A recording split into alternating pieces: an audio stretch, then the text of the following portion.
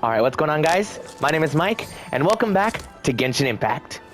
Apologies for not really uploading yesterday. I had a couple things that I needed to give more of my attention to, and that took much more of my time. Plus, I honestly just did not have a good chance to really play any games much at all yesterday until the evening started kicking around.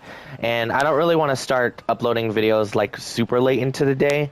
I'd rather them still be kind of relatively early for most people, so that they can be there whenever you guys are just feeling like watching one later into the day whenever things are kind of cleared up and stuff, you know? I did go through a little bit of the event with Eula and Kale.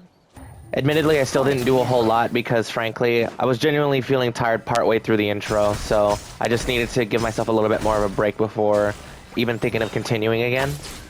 It's entirely possible that I could play a little bit more later today, and perhaps I'll have a little bit of my reactions cut through here, so if you do see those, I definitely did that in the editing process. But other than that, I'm still just kind of playing the game casually and still waiting for Kokomi to show up, you know, not doing too many crazy things. If you guys are curious about my progress on having her triple crowned, at least in terms of preparing, she is 100% ready at this point. I have all of the mora that I need, all of the materials that I need. She will 100% get triple crowned when I pull her from the banner.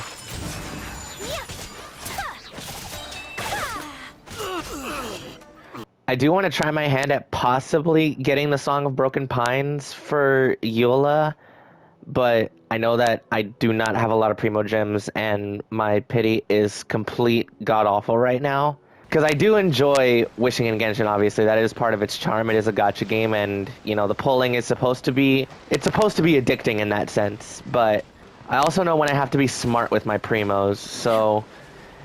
Considering that likely, at least with the amount that I have right now, I could only get up to 30 pity, yeah... There's always the chance that one could show up early, but the odds of that are just so low, you know, and considering that my pity is still god-awful as of right now, I don't know if I'm willing to take that chance. Overall, I'd say things are relatively calm for right now. I will definitely be continuing the event on my own time. Of course, got to get Kaya's outfit, get all the event rewards, definitely all those free Primo Gems, and of course we got Fontaine to look forward to within the next month and a half, so that's going to be really neat.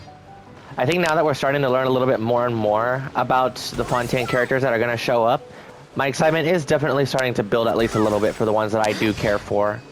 Based on design alone, obviously, because we don't know how their personalities are going to play out when it comes to the story and dialogue and things like that, but definitely looking forward to a couple of them at least. Of course, I'd say that I'm most excited for Charlotte above all the characters in Fontaine, just because we have already seen her, and I do love her personality a lot. The way that she speaks, the way that she interacts with the other characters that we've had so far. Just off of status alone, I would say that Focalor is going to be the second.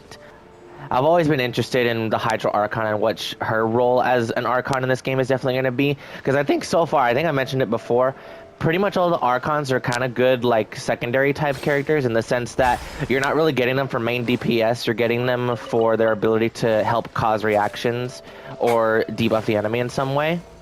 Or in the case of Zhongli, you're doing it to help protect yourself. It's entirely possible that Focalor could totally end up being a main DPS and breaking the pattern so far, which I think would be really neat, but I don't know if I could see it yet. Here comes the catch. I am just praying that they do not mess her up like they did to Dia, because it's one thing to have this character kind of hyped up and, you know, be super interesting, be also pretty formidable, at least in terms of description, but then they become a character and it's, you know, it's not really all that interesting. Bottom line is, I just hope they don't do Focalor the same dirty as they did Dia. As far as the rest of the characters, I think that they can pretty much be as good or bad as Hoyoverse wants, at least as of right now to me.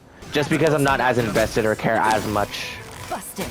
Because again, aside from Dia, I would say that largely every other character in this game kind of has their own spot and their own appeal. Every character can work in a team in some way, and it just feels weird to say that Dia is kind of the only character that can't, and it really hurts to say that. Not to say that she can't, it just takes a lot more effort to get her to work. Similar to Amber, I would say. Not Amber slander, by the way. I do have her triple crowned. Okay, so that was a lie. But I promise you, if I did have that Freedom book, she would be triple crowned right now. Do not worry. For all intents and purposes, she is triple crowned. And the reason I did that is because I genuinely do love her as a character. She was my first love in Genshin, as I'm sure like a lot of people were, just because she's one of the first characters you do come across. People out there can be Kaya Sims, people out there can be Lisa Sims. Of course, we got a number of Jean lovers because she's also likely a few people's first 5-star. Diluc as well, but Amber, just because she was a bow character, had such a amazing personality, and at the time, Pyro, just off of appearance and function, it was my favorite. She definitely was my top tier favorite at the time. I had Amber, Diluc, and then about a couple days later, I think, I had Xiangling, so I do remember distinctly that my first team in Genshin had Amber, Diluc, and Xiangling, with Diona as the support shielder. And now I'm going to be dealing with the opposite, having most of the new characters, hopefully, at least, from Fontaine being Hydro. And I'm really hoping that we do see a lot more Hydro coming into Fontaine, because no Hydro characters at the start of the 4.0 patch. A little out of the ordinary, I'd say. But then again, Dendro was the first element of its kind to be added to the game, so I can understand why Hoyo wanted to front load that. Because the last Hydro character to be added was Candace, and while she is a very good Hydro converter, the last DPS we had was 2.7 with Yelan, and of course Ayato before her, the patch before her, I think. Or was that a rerun? I don't remember.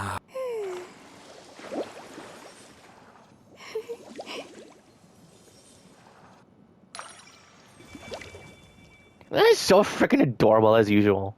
But yeah, I'm just hoping to see a little bit more of Hydro love coming into Fontaine. A definite shakeup, and something that a lot of people have been asking for quite a long time at this point, at least as far as I'm aware, is a Hydro Claymore character, because clearly, as we all know at this point, we do not have a Hydro Claymore character in this game, nor do we have a Cryo Catalyst.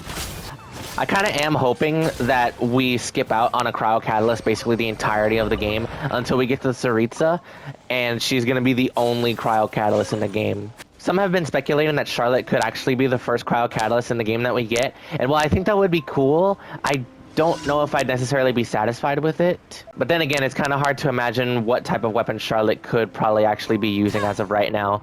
I don't really see her as a bow user or a polearm user, and I do think if we're excluding Catalyst, maybe a sword is the most accurate thing, but it also seems a little too basic. I mean, she totally could. I think the only Cryo sword character we have in the game is Kaya, so getting a female Cryo sword character would be pretty neat. My apologies. I say that as I'm literally using Ayaka. What am I doing? Okay, so scratch that entire train of thought. That went well. If my friends see that, they're going to roast me so freaking hard. Being a massive Genshin nerd who plays the game every day and can't even remember what types of freaking characters and element combinations there are. God, I really am so slow sometimes. But anyway, point is, I still can't really think of what type of weapon Charlotte would use, and while I think it is still probably likely she could be a Cryo Catalyst, I just think it would be funnier if we never got one until the Tsaritsa came out. So we'll just have to see how that goes, and I'm genuinely super excited for Charlotte, as well as a few of the other characters. I'm also curious to see how more of the event plays out, the one that's currently going on right now. Being a few days behind on the event doesn't help with potential event interaction spoilers, because that's primarily why I do play events, just to see and hear characters who wouldn't typically interact actually talk to each other. That entire domain only gave me Lava Walker artifacts. What is going on, dude? Oh, they added a couple more of these. Wait, what are these? Arcane Legend, what?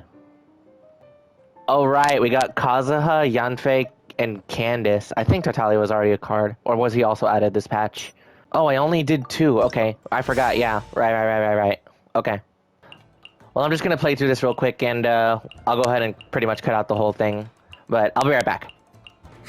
New strategy needed. Higher, pants on fire.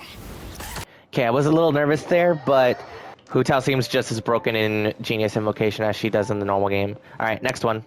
Torrent, bring refuge. Inazuma shines eternal. Must learn from my mistakes. The thunder falls. Time to go. Okay, that was extremely close. I also didn't know that her burst actually does technically heal on Genius Invocation as well. Okay, cool. That's interesting to know. Thank you. Oh, man. Alright, well, with that out of the way, I think I'm mostly done with all the stuff that I wanted to do today, at least before actually getting to the event. I think in the future, if I do want to end up sharing my event experiences like in a bit of a fuller fashion instead of cutting things down, I'll probably end up streaming instead. If you guys would like to go ahead and follow my Twitter, I kind of just tweet out a bunch of random things on there. And I also shout out whenever I'm actually uploading these videos, as well as if I do plan to stream. So if you guys want some content updates, as well as just seeing what's going on in my life every once in a while, you can feel free to follow me over there. But with that being said, I think I'll go ahead and leave it here. So if you guys did make it this far into the video, thank you so very much for watching. Be sure to leave a like, and we'll see what's going on with the event later as I play through more of it. I'm definitely excited to see what's going on with everybody as far as the Bottle Land event goes. With that said, I will see you all in the next one. Peace out, everybody. Silence now.